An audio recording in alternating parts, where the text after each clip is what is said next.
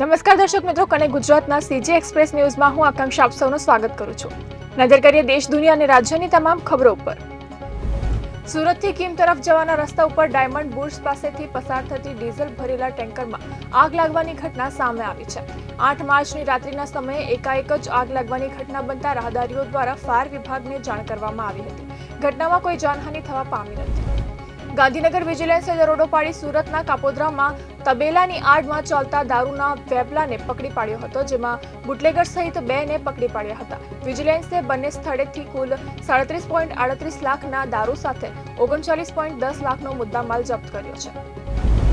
હવામાન વિભાગ દ્વારા આગામી 5 દિવસ સૌરાષ્ટ્ર કચ્છના કેટલાક જિલ્લામાં ગરમીનું યલો એલર્ટ જાહેર કરવામાં આવ્યું છે. આ ઉપરાંત આગામી 5 દિવસ ગુજરાતના દરિયાકાંઠા વિસ્તારમાં ગરમ ભેજયુક્ત પવન ફૂંકાશે, જેને કારણે બફારાનો અનુભવ થશે.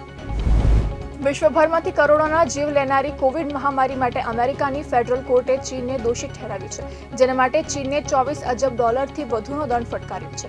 આ મામલે ચુકાદો આપતા ચીનને કોવિડ મહામારીના તથ્યો છુપાવવા, વિશ્વને ગેરમાર્ગે દોરવા બદલ અને સુરક્ષાત્મક ઉપકરણોનો સંગ્રહ બદલ દોષિત ઠેરવવામાં આવ્યો છે. ઉપરાષ્ટ્રપતિ જગદીપ ધનખડને બેચેની અને છાતીમાં દુખાવાની ફરિયાદ બાદ એમ્સ હોસ્પિટલમાં દાખલ કરવામાં આવ્યા છે.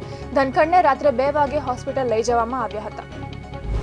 મણિપુર રાજ્યમાં ભયમુક્ત અવરજવર સુનિશ્ચિત કરવા કેન્દ્રીય ગૃહમંત્રી અમિત શાહના નિર્દેશના 1 અઠવાડિયા બાદ ફરી હિંસા ફાટી નીકળી છે. સુરક્ષા દળો અને પ્રદર્શનકારીઓ વચ્ચે થયેલી અથડામણમાં 1 વ્યક્તિનું મોત થયું છે અને 27 લોકો ગંભીર રીતે ઘાયલ થયા હોવાના અહેવાલ છે. સિરિયામાં પરિસ્થિતિ ફરી બગડી રહી છે. સુરક્ષા દળો અને પૂર્વ પ્રમુખ બશર અલ અસદના સમર્થકો વચ્ચે 2 દિવસની લોહિયાળ હિંસામાં 1000થી વધુ લોકોએ જીવ ગુમાવ્યો છે, જેમાં છેલ્લા 14 વર્ષમાં સિરિયામાં થયેલી સૌથી મોટી હિંસા ગણાઈ રહી છે. નેપાળમાં છેલ્લા કેટલાય દિવસોથી આરપીપીની આગેવાની નીચે અસંખ્ય લોકો સડક પર ઉતરી રાજાશાહી પાછી સ્થાપવા દેખાવો યોજી રહ્યા છે. જોકે આ કામ સહેલું નથી, પરંતુ અશક્ય પણ નથી. રાજકીય પરિસ્થિતિ ક્યારે કેવું વલણ કરી શકે છે તે કહેવાતું નથી. કરીના કપૂર અને શાહિદ કપૂર જયપુરની એક ઇવેન્ટમાં એકબીજાને જોઈને ભેટી પડ્યા હતા. તેમની આ તસવીરો અને વિડીયો વાયરલ થતા તેમના પ્રશંસકો ઉત્સાહમાં આવી ગયા છે. તેમણે આ પળને મોમેન્ટ ઓફ ધ યર ગણાવી છે.